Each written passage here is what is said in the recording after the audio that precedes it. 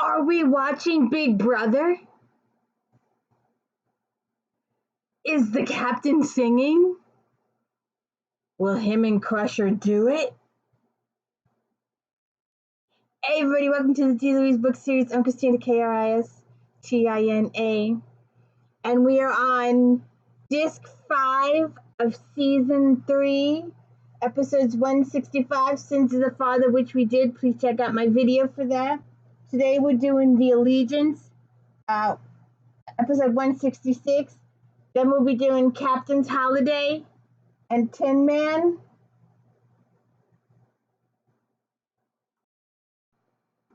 So like I said, today we're doing Allegiance.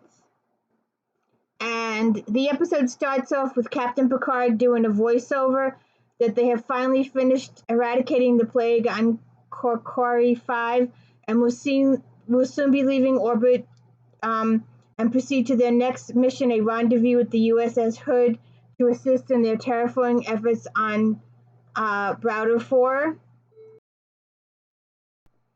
So when we see Picard, he's sitting there lounging. He's reading a physical book. There's no iPod. There's no Kindle. It's a real book. We have hopes for real books. Yes. Real book. Then there's a table that appears on top of Captain Picard and beams him away.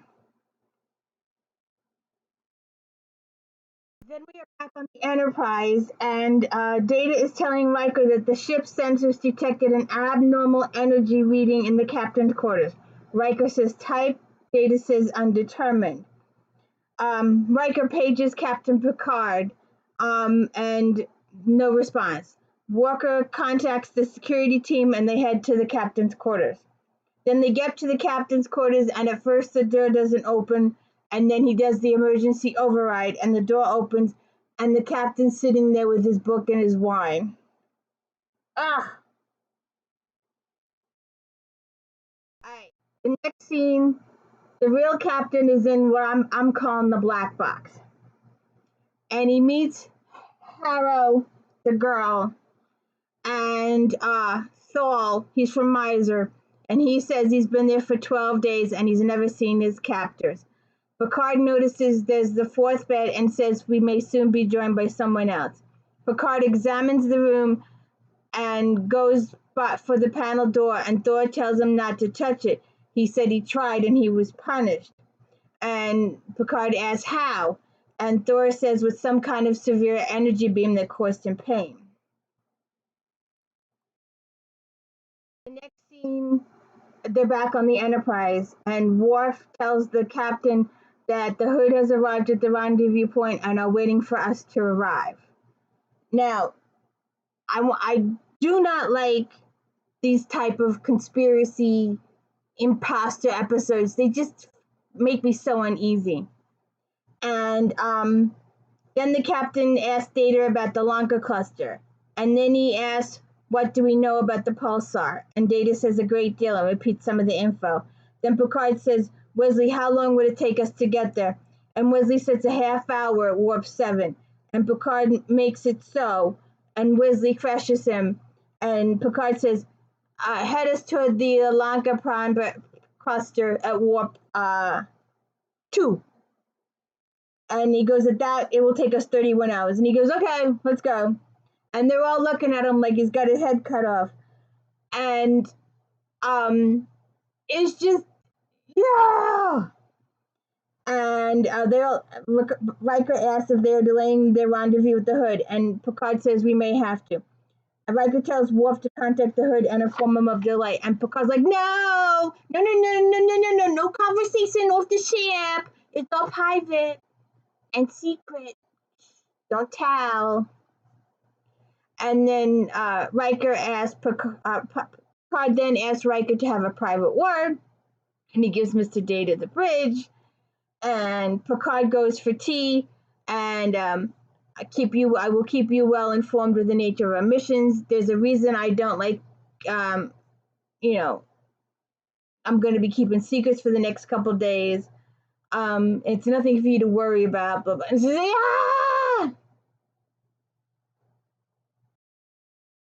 then we're back on the black box, and the captain is tapping the Morse code or whatever it is, and Harris says the Captain Picard is letting them know that we comprehend mathematics by tapping the first 6 prime numbers. And Thal says, I know what he's doing, I just want to know why.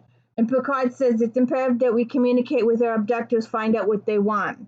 And Thal says it's obvious what they want. And Picard says, obvious what? What makes our captors choose us? What makes us special? And Halo says, I couldn't say, I'm not special at all, I'm just a cadet. Picard questions her about her specialties. Maybe she's good enough to be useful for their captors. And then he thinks about the Bolians and the Morpur. And Thal says his race has no enemies. And Picard says for the last 100 years his planet's been conquered 6 times. Well, yeah, we don't want to fight. We just like, oh, fine, you want to come? Come. Picard talks with Haro and Thal and tries to figure out an explanation as to their abduction. Then Aesop from Chalice arrives and starts to attack. Picard stops him and tells him, we mean you no harm. Aesop says, we wants to know who did this. Picard says, we don't know. We were brought here the same way you were. Our captors refused to show themselves. Aesop says, I don't trust you.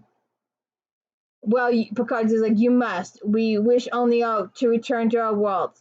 Picard says, were you a doctor from China? And he's like, oh, you know my planet. And he's like, yeah, I visited 12 years ago with the Stargazer. Okay, so then we're back on the Enterprise, and this whole thing just makes me so uncomfortable. So they're playing a game of poker. It's Riker, Geordi, Worf, Troy, and Data.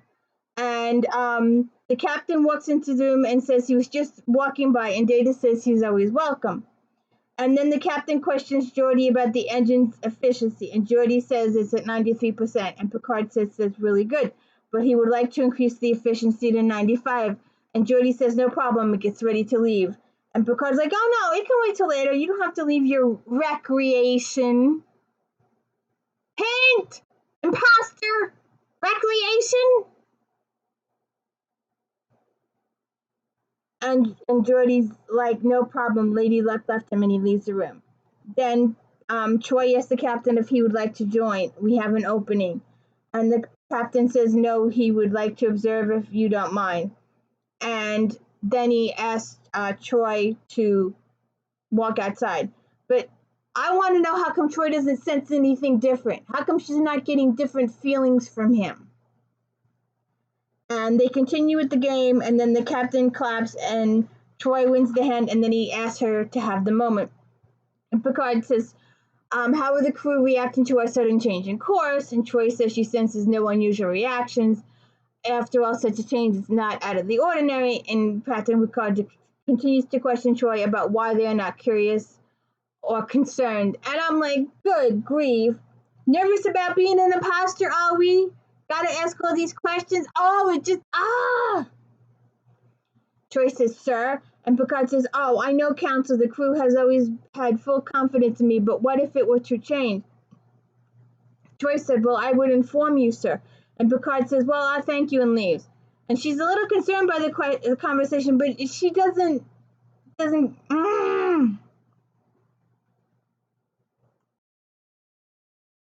so we're back in the box again. And Essog and Thol are having a conversation. Picard interrupts to say that he's trying to figure out what, if anything, they have in common. Why would their enemy have them specifically chosen those 4 people? And they go back and forth, and then Thol says, well, what about the Romulans? And he's like, yeah, it could be. Then Essog sees, it looks like Jello, hard Jello. I don't know what piece of plastic, a hockey puck, but it looks like Jello.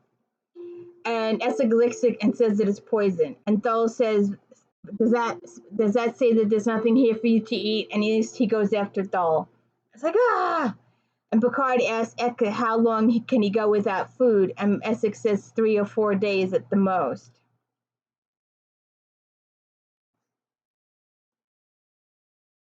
Okay, we're back on the Enterprise. And again, this whole thing is just, how can they not tell? I mean, he's doing all this stuff. He's talking to Troy. Can you tell him a fake? No, you can't tell him a fake. Okay. Then he goes to the doctor. Can you tell him a fake? No, you can't. Okay.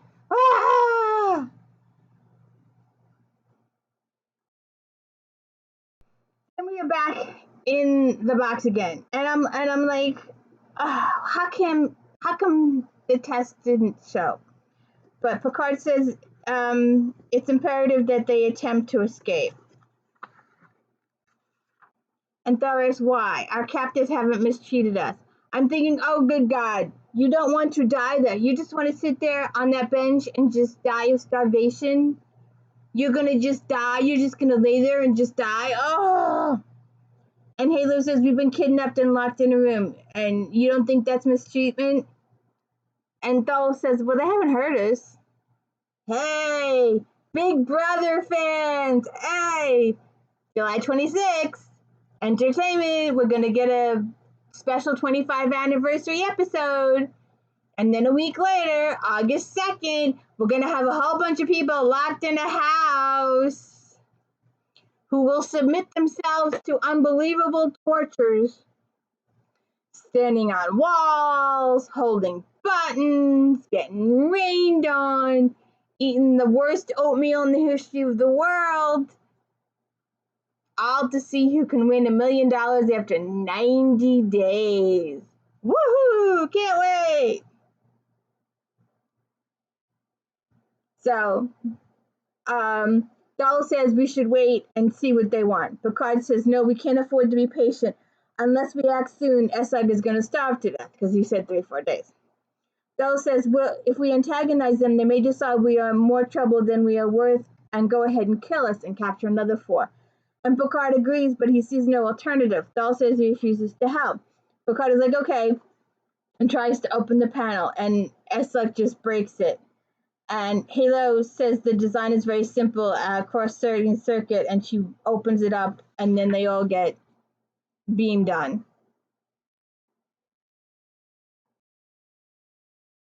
Hey, Picard 3!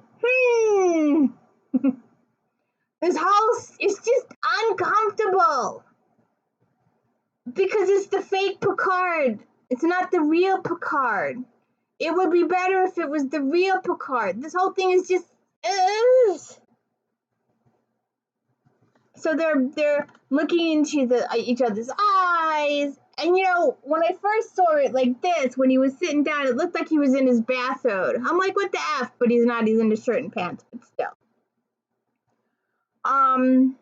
It's just so cheesy. They look into each other's eyes. And then Beverly says, out with it, Jean-Luc. And he says, out with what? And she says, whatever's been on your mind all evening long. And he gets so cheesy. Has it been that apparent? How well you know me. Oh, good grief. Picard says he's been preoccupied and he knows that is not very flattering to you, but I have been thinking about us. Choices we've made. Yeah. Picard 3, anybody?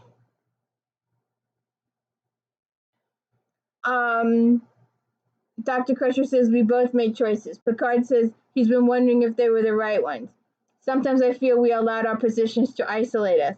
Dr. Crusher says our positions necessitate a degree of professional detachment. Picard says there is a danger in becoming too detached, of never permitting ourselves to get closer. Dr. Crusher asks, is that what you want, Jean-Claude? To get closer? Good grief. My partners are sleeping. I can't hug a cat. They're all sleeping. Picard's like, you are a very attractive woman. And she says, you are a very attractive man. But we both know it's not as simple as that. And Picard leans forward and asks, would it be simple if I were not your commanding officer? Dr. Crusher says similar perhaps, but that is not the only issue. I guess right now I'm comfortable with our relationship just the way it is. Picard turns on romantic music and asks Dr. Crusher to dance. And she's like, I thought you didn't dance. And he's like, on special occasions. And they dance and they have a small little kissy-wissy. Dr. Crusher says, Jean-Luc, if I didn't know you better, I think you were playing games with me. Picard asks if she's sorry she came tonight. Dr. Crusher says, I didn't say that. Picard says, good, because I'm delighted you did. Perhaps we should call it a night. Jesus. It's just painful. If it was the real Picard, would it be different? Let me ask you peoples who are more professional about this than I am. Would this have been this way if it was the real Picard? Would it have been a different kind of conversation? Would it have been simpler? Would it have been different? How would this be different if it was the real Picard? Because we see what happens in Picard 3. So obviously, eventually, they do get together at some point. Because Jack does exist. And don't you just want one scene with Wesley and Jack? Picard 4. Or Voyager. Let's get a new Voyager. Or let's get a 7 of 9 series. Come on, y'all. Do something. It's just, ugh. Okay, so we're back in the box again. And Thal is saying, I warned you not to provoke our captors. The next beam might be lethal. And S says, not to you. You moved far away from the door. Thal's like, well, of course I did. Once was enough.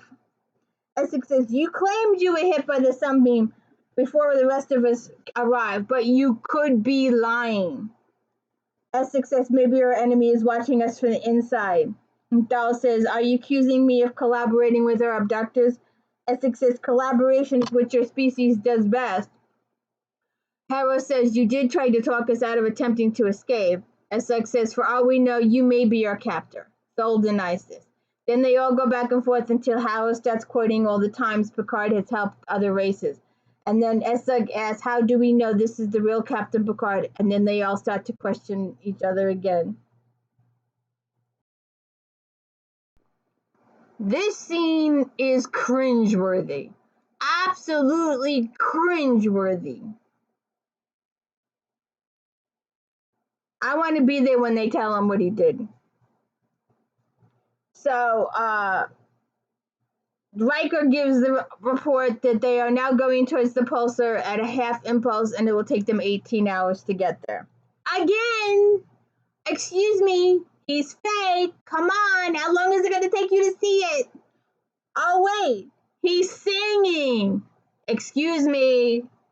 Red flag here. Come on, see it already. Troy says the captain has been giving unusual orders before. Riker says, I know, but this is different. He's different. I can't put my finger on it, but I'm worried. Troy says the captain does seem detached from his emotions. Then the captain comes into forward and gives the Queen's wave. I mean, come on. Jesus H. Oh. And then he goes to LaForge and says, we are operating at 96% efficiency. Well done. Pats him on the back like, oh, God. Come on, people. Wake up. Judy's like, thank you, sir. And Picard says, when we arrive at the pulsar, I should require everyone at the best. I know I can rely on you both. Picard orders ale. Ale? And for himself and everyone on 10 forward, and then toasts to the finest crews, and then sings. Sings? Oh, come on, people. Okay. So they're seeing it, but not seeing it. So they're having a meeting. They're in the quarters. Riker, Jordan, Data, Dr. Crusher, and Troy. Riker says, we are all on a mission that has no apparent purpose. In itself, I can accept that. All of us can, because the captain says it's important and we must trust him. Then he runs the crew through efficiency drills for the first time in my tour of duty. But he says we need them, so we need them, because we trust our captain. But we also have a captain singing songs with his men. Ah! Come on, wake up! Geordi says a captain who has never come to a poker game before. Come on, people! Dr. Crusher says he came in for a physical with no word from her. Worf says anything unusual. Dr. Crusher says every test was absolutely identical to his previous test. Again, come on, people! You're killing me here. And then Riker says there was one other thing. He asked me to dinner in his cabin, and it was a very unusual evening. Uh-huh. Riker says, which brings up a very serious possibility. What if there's an outside influence here? Troy says she detects no evidence of telepathic coercion. Data says, Commander, there is still one fact we have not considered. Hello! Come on, Data! Come on! Come on! Get with it! The abnormal energy reading in the captain's quarters was never explained. Yeah, bing! Ring the bell! Bing, bing, bing, bing, bing! Worf says it's not enough to justify mutiny. Riker says nobody has suggested removing the captain from command. Right now, all we have is suspicions. It's not enough to act. The next move is his. Then we are back in the box again. And Thor is saying, Picard, prove to us you are not the enemy. Picard says, I can't. You're right, Mr. Thal. Any one of us could be the enemy. Perhaps there's no way to prove we are not, but until we set aside our mutual fears and trust one another, there is no hope of escape. And then they have back and forth conversations again. Picard figures out it's the cadet, and he has it out with her, and then the aliens reveal themselves.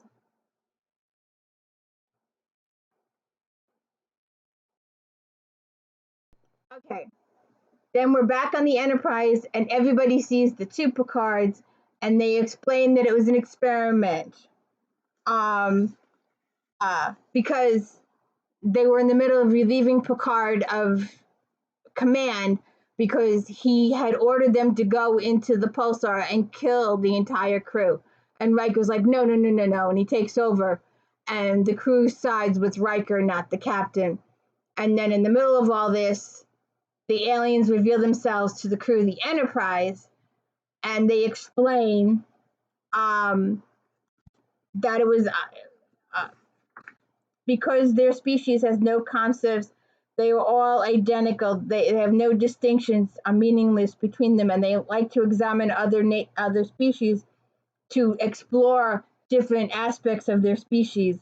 And because, like, you have no right to be kidnapping people and put us in the box, they go through this big spiel, and then they imprison the two of them in a force field, and they're like, see how it feels to be imprisoned, huh. So they go through this big thing, and the whole crew finds out what happened and that he's a replica and the whole 9 yards. Oh, the force field. I just thought I'd show that. So then Picard asks Riker, how did the doppelganger perform? And he's like, well, he was pretty good, but he wasn't perfect. And he's like, well, he could sing. And Picard's like, sing? And then Crusher comes in, and just the looks, and she's like, Captain. I'm like, oh my God, wait till he finds out. Do you think she tells him? Does she know he's the real one when she comes onto the bridge? Does she know? Because she wasn't actually there for the whole thing. She walks in afterwards. And where's Troy? Shouldn't Troy be there? Okay, so that was the Allegiance, season 3, disc 5, episode 166, and